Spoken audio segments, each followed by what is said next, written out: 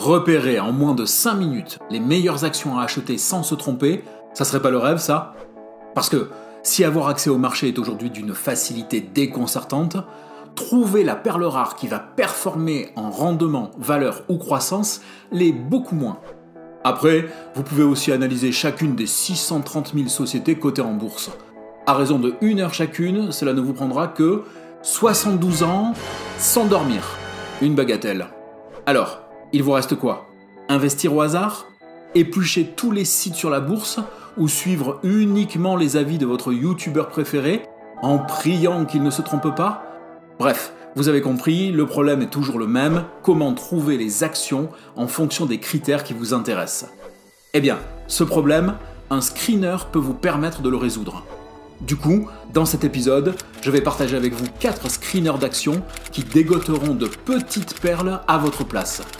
Et en fin de vidéo, en plus, je vous parlerai de celui avec lequel je travaille. Du coup, on y va? Allez, on y va!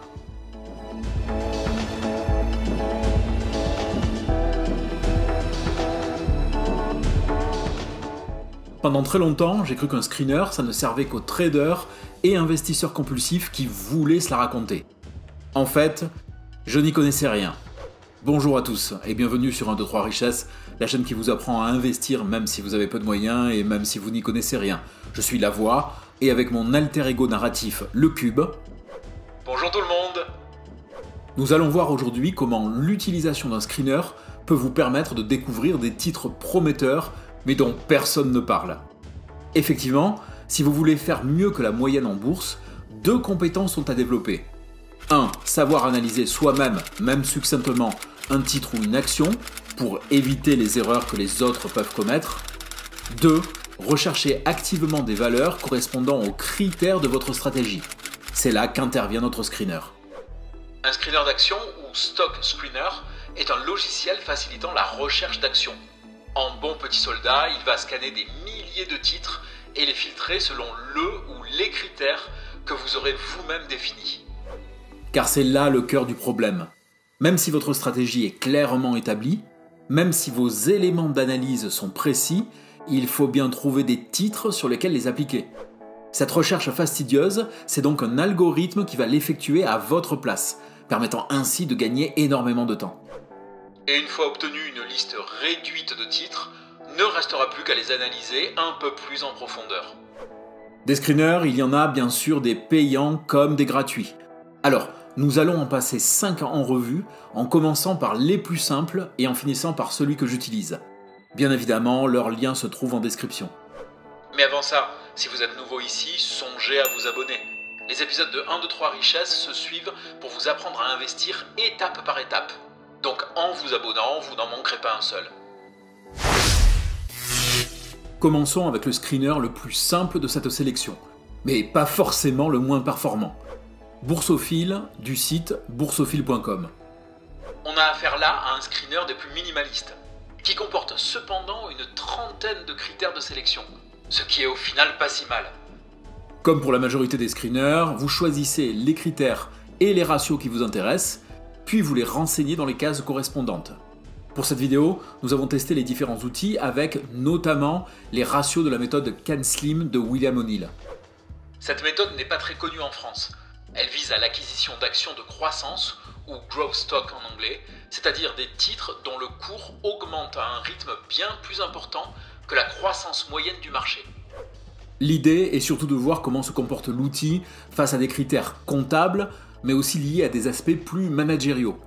Ici, Boursophile ne propose pas suffisamment d'éléments pour permettre une sélection selon une stratégie fine ou plus subtile. Ou alors il va falloir triturer les indices. Par contre, pour les résultats, le côté épuré devient un net avantage. On trouve la majorité des chiffres clés dont un investisseur débutant pourrait avoir besoin, mais sans aucune fioriture. Et finalement, ce n'est pas si mal. Trop de données tue les données. En fait, Boursophile est un outil parfait pour s'initier à l'analyse de société. De plus, il propose les indicateurs relatifs aux grandes stratégies d'investissement, dividendes, valeurs, croissance, etc., ce qui permet de bien comprendre le lien entre les deux. Ah, et en plus, c'est un outil totalement gratuit, donc n'hésitez pas à le tester par vous-même. et dites-nous en commentaire ce que vous en pensez. Là, on va commencer à monter en puissance. Finviz est un screener partiellement gratuit proposant pas moins de 67 facteurs de sélection, divisés en 3 catégories: descriptifs, fondamentaux et techniques. Lorsqu'on dit partiellement gratuit, c'est surtout qu'il propose un abonnement payant d'à peu près 25 € par mois pour accéder à des fonctions supplémentaires sur les graphiques intrajournaliers. Mais la partie gratuite est largement suffisante pour la recherche de titres. L'aspect visuel peut faire un peu peur, surtout pour un débutant. Et c'est d'ailleurs l'un des défauts de l'outil, son interface austère et peu intuitive. Mais après, elle propose une vaste gamme d'indicateurs très utiles. Déjà, par rapport à nos critères de sélection CanSlim, ils y sont quasiment tous, y compris ceux liés aux parts institutionnelles dans la possession des sociétés. Tout est expliqué dans la vidéo qui traite de la méthode, le lien se trouve en description. Et si vous vous demandez pourquoi cette méthode et pas une autre, c'est parce qu'elle utilise certains critères qu'on voit peu souvent. Les retrouver sur un screener est donc un plus. Du coup, par rapport à Boursophile, il sera possible d'entrer un peu plus dans les détails en multipliant les indicateurs en relation à sa propre grille de sélection. Par exemple, si vous cherchez de petites capitalisations, avec un gain par action qui augmente d'au moins 10% par an, une dette faible et peu d'institutions dans le capital, Finviz vous fournira les entreprises qui correspondent à ces critères croisés. Du coup, si vous avez atteint les limites de Boursophile, vous pourrez passer à Finviz pour ne peut-être plus jamais vous en séparer. À moins que vous ne désiriez aller encore plus loin. Si 67 critères de sélection ne vous sont plus suffisants, voici TradingView, avec ses, attention, 228 facteurs. La majeure partie du site est gratuite. Par contre, si vous voulez encore plus d'indicateurs, on ne sait jamais, et de graphiques, là, il faudra s'abonner pour un coût variant de 155 € à près de 600 € par an, selon la formule. Mais déjà, avec la version gratuite, vous avez de quoi faire, tant l'outil est complet. Chaque section propose ses propres sous-sections, permettant d'avoir la quasi-totalité des informations financières d'une entreprise. Et cela en devient presque un défaut, car on peut vite se retrouver perdu parmi la somme d'informations. Cela dit, la plateforme est initialement conçue pour les traders. Ceci explique peut-être cela. En fait, si vous n'avez pas déjà un bon niveau de connaissance, une stratégie fine et une série de critères et de ratios précis, TradingView va devenir très compliqué pour vous, tant il faut continuellement jongler avec les différents éléments.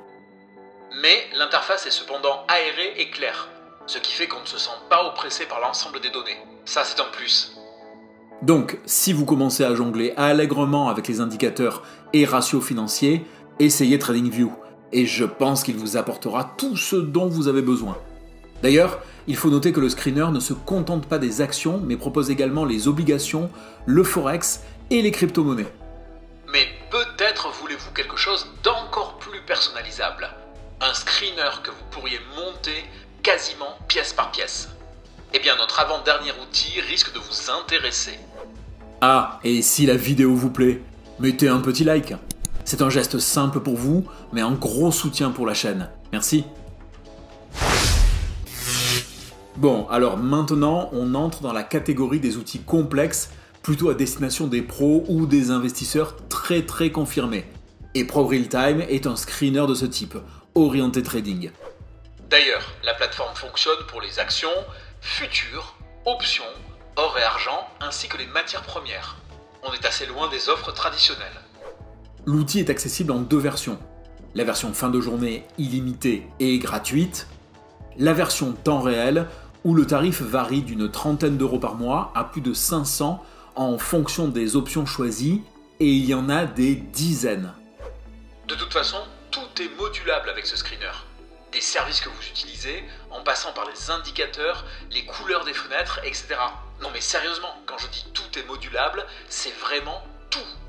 Et vous pouvez même programmer vos propres indicateurs, si la centaine de bases ne vous suffit pas. Et c'est là aussi un peu le problème. Pour pouvoir utiliser la plateforme, mieux vaut suivre l'ensemble des tutoriels vidéo qui sont proposés car c'est loin d'être intuitif. Mais par contre, avec ProRealTime, vous aurez vraiment l'outil qui correspond exactement à vos attentes. Alors, personnellement, je n'en suis pas encore là. Du coup, j'utilise un screener pro, peut-être moins modulable, mais qui répond beaucoup plus à mon niveau de besoin. Value Investing Screener est un outil français que j'emploie, en plus d'autres outils, pour sélectionner notamment les titres présentés dans les tops de cette chaîne. Alors, avant toute chose, il est entièrement payant, donc pas d'inscription en version simplifiée ou pour une durée limitée.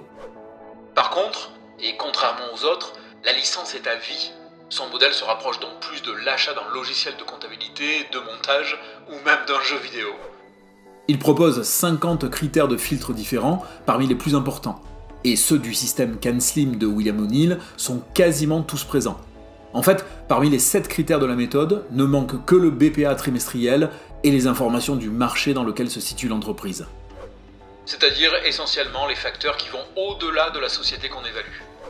Exactement. Après, ce que j'aime bien dans cet outil, c'est qu'en lui-même, il est conçu pour satisfaire le débutant comme l'expérimenté, à l'aide de 3 filtres, que rien ne vous oblige à utiliser dans l'ordre d'ailleurs, amenant des degrés de précision supplémentaires. L'interface est épurée et claire. La prise en main est simple et intuitive. Pour les fiches de société, chaque graphique est accompagné de chiffres clés avec la variation par rapport à l'année précédente. En fait, l'utilisation de Value Investing Screener m'a même permis d'aborder certains indices sous des angles que je n'avais pas forcément envisagés. Un très bon screener donc, que je vous recommande, mais étant donné que je l'utilise, je suis forcément partial. Par contre, si vous désirez le tester, il faudra alors le faire via la garantie de 30 jours en satisfait ou remboursé. Donc, à vous de voir. L'outil ne fait pas tout. Ça semble évident dit comme ça, mais vous seriez surpris de savoir combien de personnes pensent que, parce qu'ils utilisent un screener, ce dernier leur fournira des valeurs 100% sûres. Mais tout outil a ses limites. Nous avions d'ailleurs déjà posé le problème lors de l'épisode sur le lien entre Google Trends et les cours de bourse.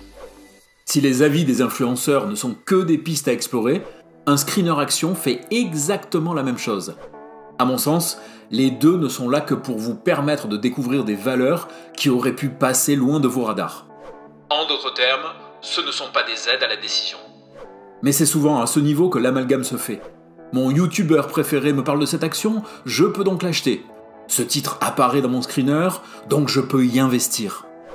Cependant, le screener a au moins l'avantage que c'est vous qui en choisissez les critères. Et c'est en ça que, si vous souhaitez devenir plus efficace, vous pouvez utiliser ce type d'outil, car d'un certain point de vue, il vous oblige aussi à augmenter vos connaissances en matière d'investissement. Et oui, comment voulez-vous choisir des indicateurs si vous ne savez pas à quoi ils correspondent ? Ils sont donc un excellent moyen de continuer son apprentissage. Mais au final, quel que soit l'outil utilisé, seule l'analyse approfondie d'un titre vous permettra de savoir dans quoi vous mettez les pieds. Merci d'avoir suivi ce contenu jusqu'à sa conclusion. Bien évidemment, n'hésitez pas à donner votre avis dans les commentaires. Si la vidéo vous a plu, vous pouvez mettre aussi un joli pouce en l'air. Et vous pouvez également la partager pour aider à sa diffusion. On vous en remercie par avance. Mieux encore, vous pouvez vous abonner et activer cloche et notifications pour être prévenu de la sortie d'un nouvel épisode. Et on se dit à bientôt dans une nouvelle vidéo. On dit ça ? Allez, on dit ça.